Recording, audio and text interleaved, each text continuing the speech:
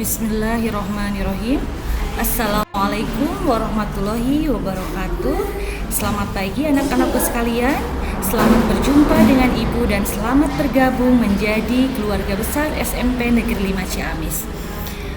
Karena masih pandemi 19, maka penyelenggaraan MPLS pada tahun ajaran ini diselenggarakan secara daring online.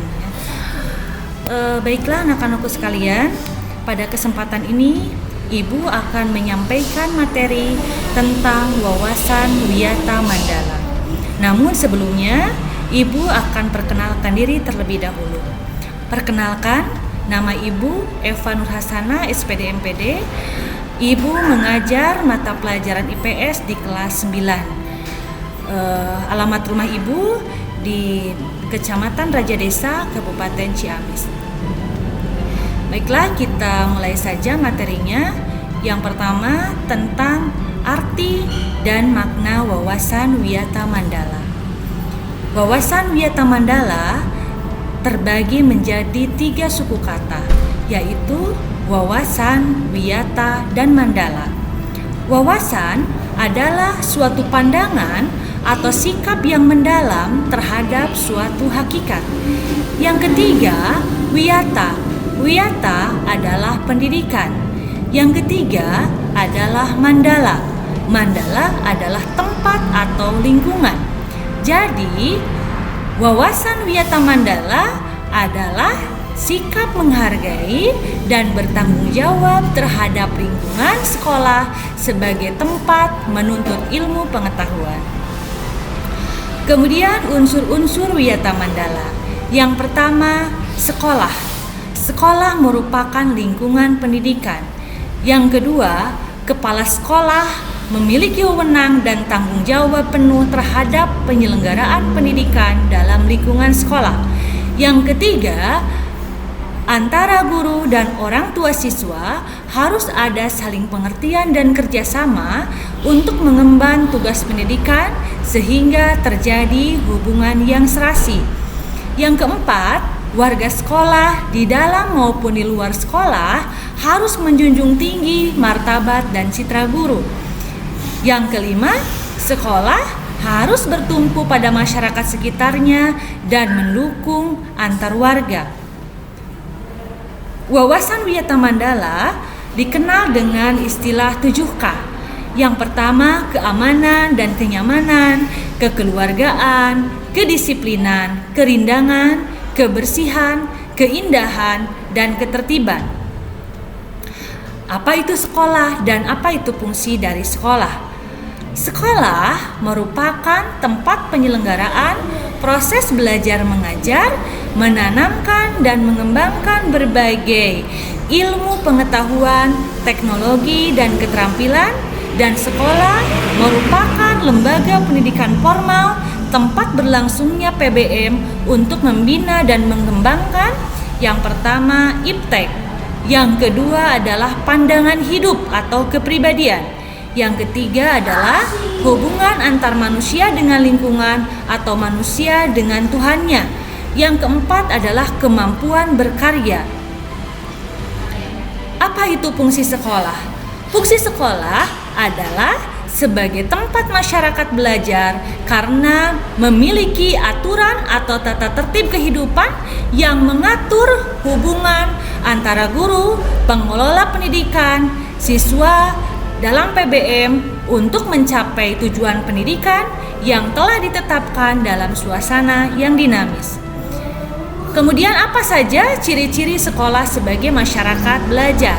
Yang pertama, ada guru dan siswa sehingga timbul proses belajar mengajar yang tertib. Yang kedua, tercapainya masyarakat yang sadar, mau belajar dan bekerja keras. Yang ketiga, terbentuknya manusia Indonesia seutuhnya. Prinsip sekolah. Yang pertama, sekolah sebagai wadah atau lembaga yang memberikan bekal hidup. Yang kedua, sekolah sebagai institusi tempat peserta didik belajar di bawah bimbingan pendidik. 3. Sekolah sebagai lembaga dengan pelayanan yang adil dan merata bagi stakeholdernya. Yang keempat, sekolah sebagai lembaga pengembangan bakat dan minat siswa. Kelima, sekolah sebagai lembaga pembinaan potensi di luar intelijensi.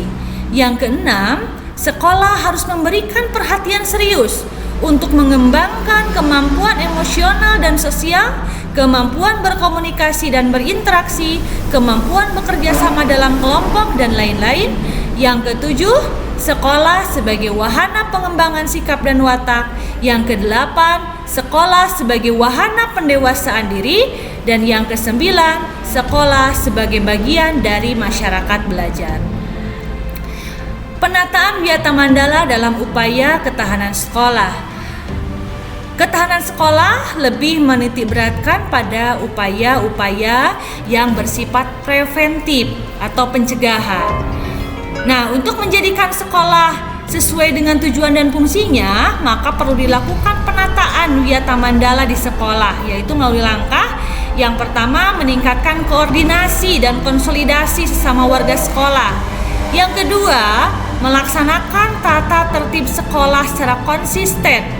Yang ketiga, melakukan koordinasi dengan komite sekolah dan pihak keamanan setempat. Yang keempat, mengadakan penyuluhan bagi orang tua siswa yang bermasalah. Kelima, mengadakan penyuluhan dan pembinaan kesadaran hukum bagi siswa. Keenam, pembinaan dan pengembangan keimanan, ketakwaan, etika bermoral Pancasila, kepribadian sopan santun dan berdisiplin. Ketujuh, pengembangan logika para siswa, rajin belajar, gairah menulis, gemar membaca, informasi penemuan para ahli. Kedelapan, mengikut sertakan siswa dalam kegiatan ekstrakurikuler dan pengembangan diri. Kesembilan, mengadakan karya wisata dalam rangka pengembangan iptek. Apa saja komponen peran wawasan Wiyata Mandala? Yang pertama, peran kepala sekolah, yaitu kepala sekolah berwenang dan bertanggung jawab penuh terhadap penyelenggaraan pendidikan di lingkungan sekolah. Yang kedua, peran guru, yaitu menjunjung tinggi martabat dan citra guru dengan sikap dan tingkah laku. Yang ketiga, peran civitas akademika, yaitu tata usaha sekolah harus mendukung kepentingan administrasi dalam rangka proses belajar mengajar di sekolah. Kemudian peran murid. Peran murid itu mentaati tata tertib yang berlaku di sekolah tanpa kecuali. Yang kelima, peran masyarakat sekitar, yaitu mendukung program kebijakan sekolah dalam rangka kemajuan proses belajar mengajar. Mekanisme dalam pelaksanaan Wiyata Mandala ada dua, yaitu tahap preventif dan tahap represif. Kalau tahap preventif adalah tahap pencegahan, yaitu bagaimana meniadakan peluang-peluang yang dapat memungkinkan terjadinya kasus-kasus negatif di sekolah. Yang kedua adalah tahap represif, yaitu ini ketika sudah terjadi, yaitu upaya bagaimana menindak siswa yang telah melanggar peraturan-peraturan dan tata tertib sekolah. Karena pada tahun ajaran ini masih dalam rangka pandemi 19, maka penyelenggaraan masih diselenggarakan secara daring online. Itu sesuai dengan surat edaran dari Kemendikbud nomor 4 tahun 2020, di mana proses belajar dari rumah. Adapun pelaksanaan belajar dari rumah ini dapat dilakukan melalui video conference, digital dokumen, dan sarana daring lainnya. Terima kasih atas perhatiannya. Sekian penjelasan dari Ibu. Kita berdoa sama-sama semoga wabah pandemi 19 ini cepat berakhir dan kita semua ada dalam perlindungan Allah Subhanahu wa taala. Assalamualaikum warahmatullahi wabarakatuh.